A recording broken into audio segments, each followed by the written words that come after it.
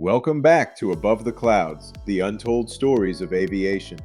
I'm your host, and in our last episode, we explored the jet revolution that transformed aviation from propeller-driven aircraft into the high-speed, high-altitude marvels that made modern private aviation possible. Today, we're diving into one of the most fascinating and overlooked chapters in business history. The story of how a small group of visionary executives in the 1950s and 1960s looked at the emerging jet technology and saw something that most of their peers missed entirely.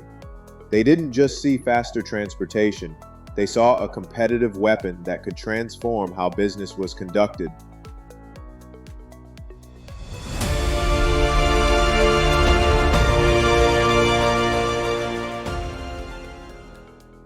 These pioneering business leaders understood something that seems obvious today, but was revolutionary at the time, that in an increasingly competitive global economy, the ability to move key personnel quickly and efficiently could mean the difference between success and failure. They recognized that private aviation wasn't an expense, it was an investment in competitive advantage. I want you to imagine something for a moment. Picture yourself as a corporate executive in 1955. Your company is growing rapidly, you have customers and suppliers scattered across the country, and your competitors are all fighting for the same markets. The question is, how do you stay ahead? How do you maintain the personal relationships that drive business success when your operations span thousands of miles? Let's start our story with a company that most people know today for computers and technology, but that in the 1950s was primarily known for punch card machines and business equipment. That company was IBM, and their CEO, Thomas Watson Jr., was about to make a decision that would change not just his company, but the entire concept of how business could be conducted. In 1952, Watson was facing a challenge that many growing companies encounter. IBM was expanding rapidly across the United States and internationally, but Watson was finding it increasingly difficult to maintain the personal oversight and relationship building that had made the company successful. Commercial airline service was limited, unreliable, and didn't serve many of the smaller cities where IBM had operations. Watson's solution was radical for its time. He decided that IBM would purchase its own aircraft, not just for executive transportation, but as a strategic business tool. The company bought a converted military transport aircraft and began using it to move executives, engineers, and sales teams to wherever they were needed, whenever they were needed. Now, I want you to understand what a revolutionary concept this was in 1952. Most business leaders viewed aircraft as expensive toys for wealthy individuals, not as practical business tools. The idea that a corporation would invest in its own aircraft fleet was so unusual that it made headlines in business publications. But Watson understood something that his competitors didn't. He realized that in the post-war economy, business was becoming increasingly complex and geographically dispersed. The companies that could respond most quickly to opportunities and challenges would have a significant competitive advantage, and nothing could provide that speed and flexibility like private aviation. This is exactly the same principle that drives everything we do in private aviation today. When we help a client reach multiple cities in a single day, when we enable face-to-face meetings that would be impossible with commercial airline schedules, when we provide the flexibility to respond immediately to business opportunities, we're continuing the tradition that Thomas Watson Jr. started at IBM in 1952. Watson's success with corporate aviation didn't go unnoticed. By the mid-1950s, other forward-thinking companies were beginning to experiment with business aviation. General Electric, under the leadership of Ralph Cordiner, became one of the early adopters, using aircraft to coordinate their far-flung manufacturing operations and to maintain relationships with customers around the world. But it was Cordiner who first articulated what would become the fundamental philosophy of business aviation. He said, "Time is the one resource that we can never replace. If we can use aviation to give our people more time to focus on what they do best, then aircraft aren't an expense. They're one of our most valuable assets. Let me tell you a story that perfectly illustrates Cordiner's point. In 1956, General Electric was competing for a major contract to supply electrical equipment for a new power plant in the Midwest. The customer had invited proposals from several companies, and the decision was going to be made based on a series of presentations and negotiations over a 3-day period. GE's competitors were planning to send their teams by commercial airline, which would require them to arrive a day early and stay in hotels, limiting their preparation time and increasing their costs. But GE used their corporate aircraft to bring their entire team, including senior executives and technical specialists, directly to the customer's location on the morning of the first presentation. Not only did this save time and money, but it sent a powerful message to the customer about GE's capabilities and commitment. The customer was impressed that GE could mobilize their best people so quickly and efficiently. GE won the contract, and Cordiner estimated that the revenue from that single deal more than paid for their aircraft for the entire year. This story illustrates something crucial about business aviation that remains true today. It's not just about transportation. It's about demonstrating capability, commitment, and professionalism. When you arrive at a business meeting via private aircraft, you're making a statement about your company's success and your commitment to the relationship. Now, let's talk about a company that took business aviation to an entirely new level, and in doing so, helped establish many of the principles that guide corporate aviation today. That company was Coca-Cola, and their approach to business aviation was as innovative as their marketing. In the late 1950s, Coca-Cola was expanding internationally at an unprecedented pace. They were establishing bottling operations, distribution networks, and marketing campaigns in countries around the world. But CEO Robert Woodruff understood that this global expansion would only succeed if he could maintain direct, personal oversight of operations in dozens of countries. Woodruff's solution was to create what was essentially the world's first corporate airline. Coca-Cola purchased multiple aircraft and established flight operations that could take executives anywhere in the world on short notice. They had aircraft based in Atlanta, but they also positioned aircraft in Europe, South America, and Asia to provide rapid response capability wherever it was needed. I want you to imagine what this meant for Coca-Cola's competitive position. While their competitors were limited by commercial airline schedules and routes, Coca-Cola executives could be in Sao Paulo on Monday, London on Tuesday, and New York on Wednesday, and Tokyo on Wednesday. They could respond immediately to problems, capitalize quickly on opportunities, and maintain the personal relationships that were crucial for success in international markets. This global mobility gave Coca-Cola a competitive advantage that was almost impossible for their competitors to match. They could expand into new markets faster, they could provide better support to their international partners, and they could maintain quality control standards that would have been impossible without the flexibility that private aviation provided. This is exactly what we provide for our clients in private aviation today. We're not just offering transportation, we're offering global mobility, the ability to maintain business relationships across vast distances, and the flexibility to respond immediately to opportunities and challenges wherever they occur.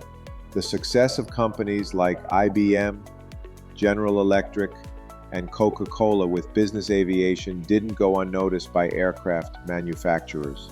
By the early 1960s, companies like Cessna, Beechcraft, and Piper were designing aircraft specifically for corporate use, not just adapting existing designs for business purposes. This led to the development of what we now call business aircraft, planes that were designed from the ground up to meet the specific needs of corporate aviation. These aircraft had larger cabins for meetings and productivity, longer range for nonstop flights between major business centers, and the reliability and efficiency that made regular business use practical and economical. But the real breakthrough came in 1963 with the introduction of the Learjet 23, the first mass-produced business jet. Bill Lear, whom we mentioned in our last episode, had studied how companies were using propeller-driven business aircraft and realized that jet technology could transform corporate aviation just as it had transformed commercial aviation. The Learjet 23 could carry 6 passengers at 500 miles per hour to altitudes above 40,000 feet, with a range of over 1,500 miles. But more importantly, it could do this with a reliability and efficiency that made it practical for regular business use. Companies that purchased Learjets found that they could dramatically expand their operational reach while actually reducing their travel costs. Let me share with you a story that illustrates the transformational impact of business jets. In 1964, a manufacturing company based in the Midwest was trying to expand their sales into the Southeast and Southwest markets. Using commercial airlines, their sales team could visit maybe 2 cities per week, and the travel time was eating up most of their productive hours. But when the company purchased the Learjet, everything changed. Their sales team could now visit 4 or 5 cities per week, spending more time with customers and less time in airports and hotels.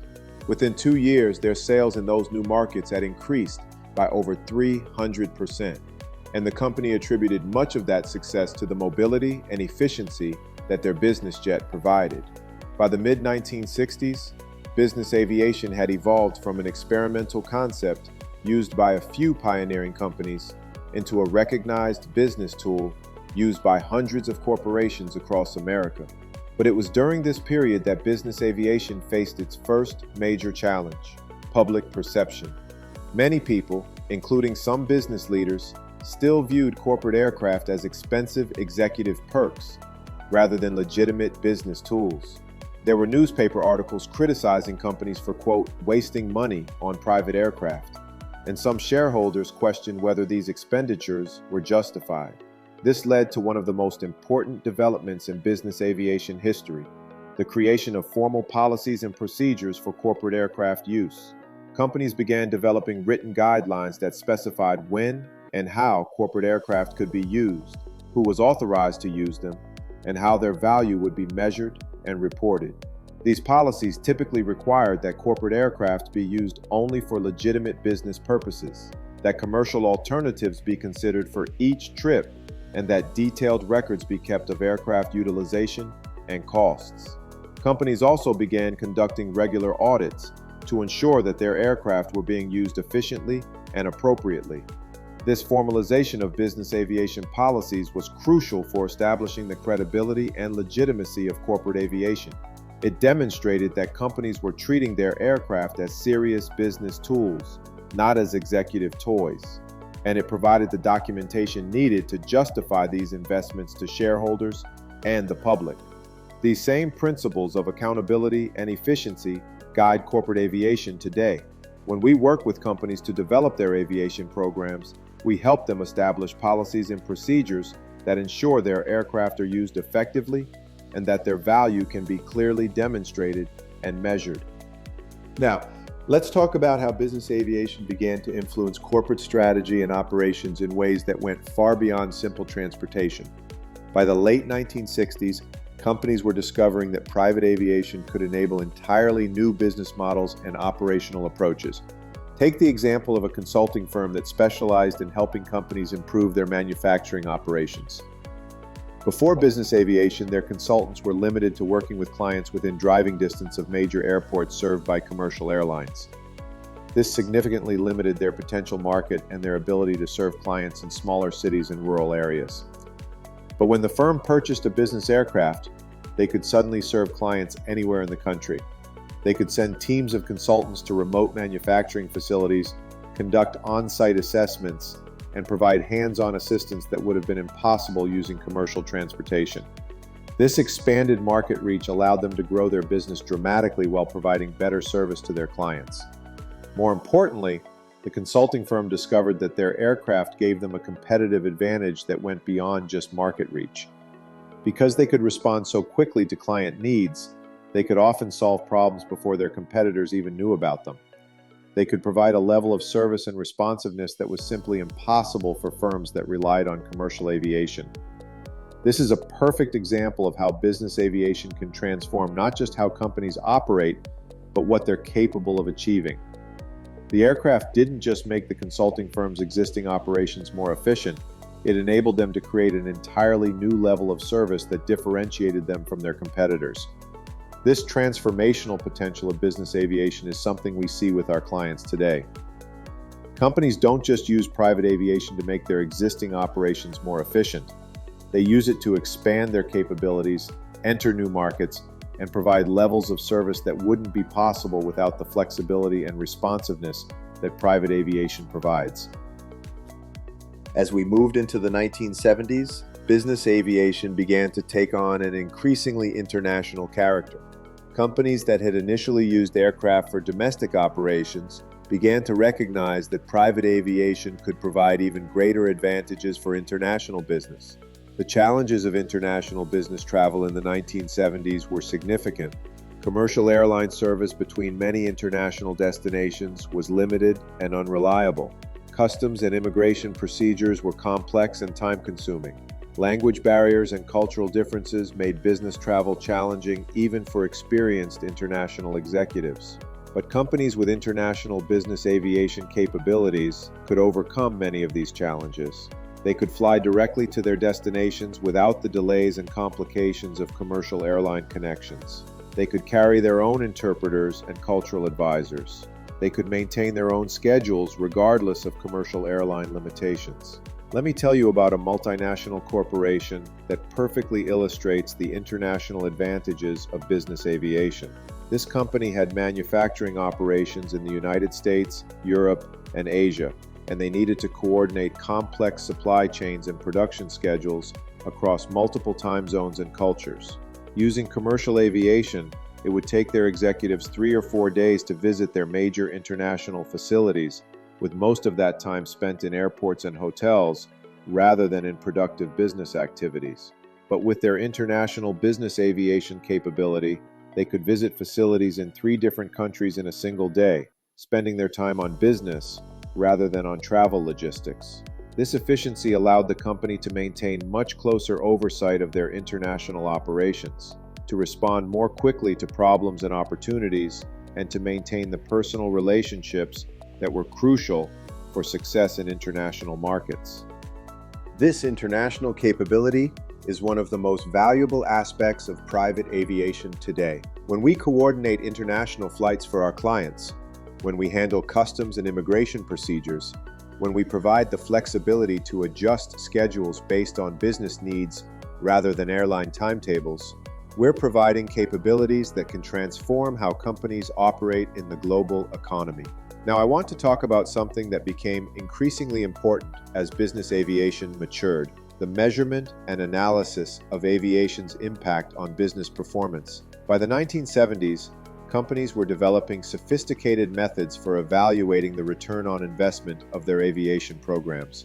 These analyses went far beyond simple cost comparisons with commercial aviation. Companies began measuring factors like executive productivity, response time to business opportunities, customer satisfaction, and employee retention.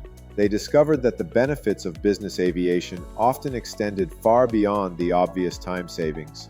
For example, executives using business aviation reported higher productivity during travel, since they could work in private, secure environments without the distractions and limitations of commercial aircraft. They could conduct confidential business discussions, review sensitive documents, and prepare for meetings in ways that weren't possible on commercial flights. Companies also discovered that business aviation improved employee satisfaction and retention, particularly for executives who were required to travel frequently. The reduced stress, improved comfort, and greater schedule flexibility of private aviation made business travel less burdensome and more productive. But perhaps most importantly, companies found that business aviation enabled them to maintain competitive advantages that were difficult to quantify, but crucial for long-term success. The ability to respond quickly to opportunities, to maintain personal relationships across vast distances, and to demonstrate commitment and capability to customers and partners. These same benefits drive the value proposition of private aviation today. When we work with companies to evaluate their aviation needs, we help them understand not just the direct cost savings and time efficiencies, but the broader strategic advantages that private aviation can provide.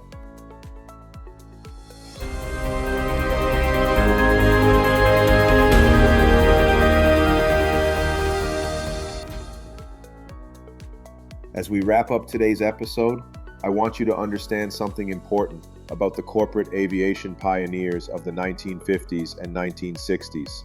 They weren't just early adopters of new technology. They were visionaries who understood that business was changing in fundamental ways. They recognized that the post-war economy was becoming increasingly global, competitive, and fast-paced. They understood that the companies that could move fastest, respond most quickly, and maintain the strongest relationships would have decisive competitive advantages. And they saw that private aviation could provide those advantages in ways that no other business tool could match. These pioneers established principles that continue to guide business aviation today. The understanding that aircraft are business tools, not executive perks. The recognition that aviation's value extends far beyond simple time savings. The belief that private aviation can enable new business models and competitive strategies that wouldn't be possible otherwise. When Thomas Watson Jr. made the decision to purchase IBM's first corporate aircraft in 1952, he wasn't just buying an airplane. He was investing in a capability that would help transform IBM into one of the world's most successful technology companies. When Ralph Cordenaire used aviation to coordinate General Electric's global operations, he was creating competitive advantages that would benefit the company for decades. Every time we help a client use private aviation to expand their business reach, to respond quickly to opportunities, to maintain relationships across vast distances, we're continuing the work that those corporate aviation pioneers began in the 1950s and 1960s. The next time you're using private aviation for business, remember that you're participating in a tradition that began with visionary executives who understood that aviation could be more than just transportation. You're using capabilities that can transform how business is conducted, that can provide competitive advantages, and that can enable achievements that wouldn't be possible otherwise. Next time on Above the Clouds, we'll explore the birth of the business jet industry in the 1960s and 1970s, when aircraft manufacturers began designing planes specifically for corporate use. We'll discover how engineers solved the unique challenges of creating aircraft that could serve as flying offices, meeting rooms, and productivity centers while maintaining the performance and reliability that business aviation demanded. We'll meet the designers and engineers who understood that business jets weren't just smaller versions of commercial aircraft, but entirely new categories of aviation technology designed to serve the specific needs of business travelers. Until then, remember that every time you choose private aviation for business, you're not just choosing convenience or luxury. You're choosing to participate in the continuation of a business revolution that began when forward-thinking executives first recognized that aviation could be their most powerful competitive weapon. This has been Above the Clouds, the untold stories of aviation. I'm your host, and I'll see you next time, Above the Clouds.